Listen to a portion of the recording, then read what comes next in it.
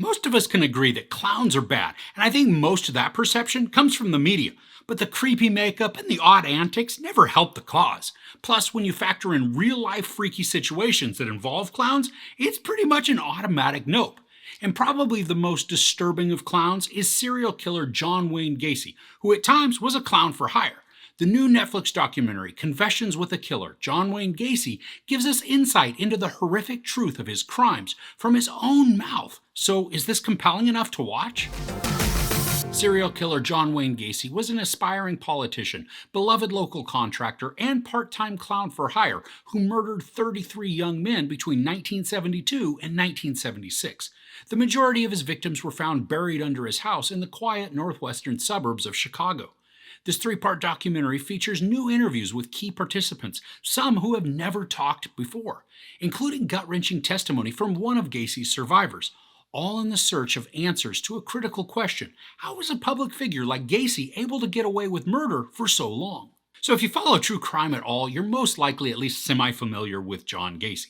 And if you don't necessarily know the name, maybe you recognize seeing pictures of the serial killer who sometimes liked to dress as a clown. This documentary is directed by Joe Berlinger, who also has been involved in the Confessions documentary with Ted Bundy, but he's also done the crime scene documentaries on Netflix about the disappearance at the Cecil Hotel and the Times Square killer. This one is certainly very disturbing because we get to hear the conversations directly from Gacy's mouth. And there are times where he plays the innocent and wrongly accused victim, or maybe somebody who just shouldn't be held responsible for their actions because he claims to have no knowledge of the crimes. As intriguing as these recordings are, what stood out to me was the other interviews from detectives and investigators, and then his own criminal defense team, and then a survivor. Now, these are shot wonderfully, and they're amazing to watch because there's definite intimacy that's captured within the interviews, and not only through the visuals, but also by what they're sharing. And it's tough to hear about some of the experiences. And all the while, the story is intermixed with the events of Gacy's life and his past, so we get this really well-rounded picture of him as a person.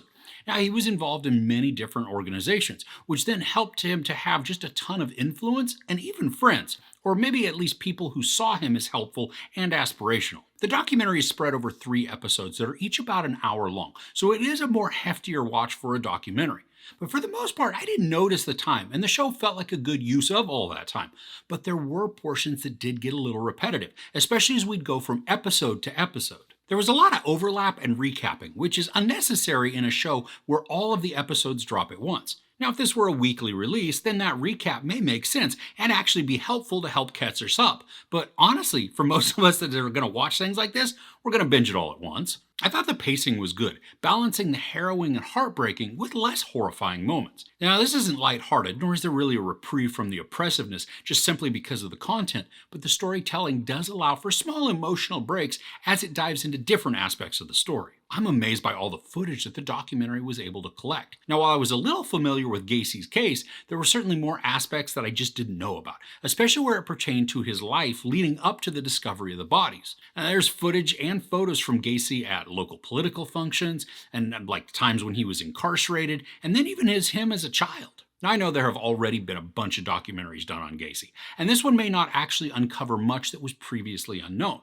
But for me, because I haven't watched all those other ones, this was a new and fresh take. It was very compelling to listen to all of the interview footage from those that weren't Gacy. I mean, to hear their stories of working the case, building the evidence in order to make an arrest. I mean, the police had suspicions, but they needed actual proof.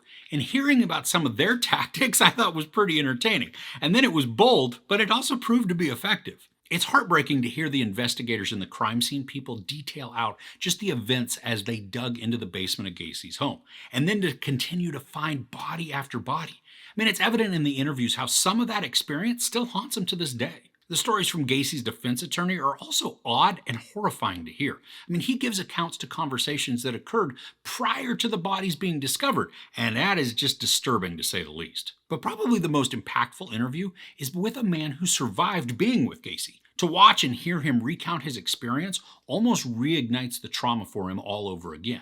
Now, the behaviors and actions of Gacy are insanely unsettling, and truly I think it's a stroke of luck that the guy even lived to tell about it. Thanks probably because he recognized how odd and jacked up a situation was and then kept himself aware of all that was going on around him. Now, in the US, in the court system, there is a series of appeals that people can use if they qualify. Now, I'm not a lawyer, so I don't know all of the ins and outs, but the basic idea is to ensure that a person accused of a crime gets the absolute fairest shake at justice as is possible. But with that, our system is somewhat flawed, and it's extremely evident in the final act of this documentary. Gacy was convicted of his crimes and sentenced to death, but because he exploited the legal system, he was able to continue appeal after appeal for something like 15 years. That's 15 years of families living with the small possibility that the man convicted of murdering their son could go free, or even have his sentence changed. But the worst part about this entire thing is what Gacy says at the end. It's disgusting and reprehensible, and if anything ever makes the case for appeals overhauling, Gacy's case certainly should. So overall, Confessions with a Killer, John Wayne Gacy, is well produced and looks great from a technical perspective. The interviews are informative, emotional, and build out a very engaging human drama. The documentary is a tiny bit too long. It could have been trimmed to remove overlapping and repetitive information, but on the whole, this kept me intrigued the entire time. The information may be something that you have seen before, but something I really appreciate about a documentary like this one is that it provides just one more opportunity to put a name to some of the unidentified victims in this horrendous case, and that is something I think is incredibly valuable. There's sex, nudity, a ton of profanity, and some gruesome and violent imagery, as well as descriptions of violence. I highly recommend checking out Confessions with a Killer, John Wayne Gacy on Netflix. So on a lighter note, what are you watching right now? Anything fun or noteworthy? Let me know in the comments below. If you enjoyed this review, please give it a like. Also, don't forget to share and subscribe. I'm Chris. This is Movies and Munchies. Thanks for couching with me.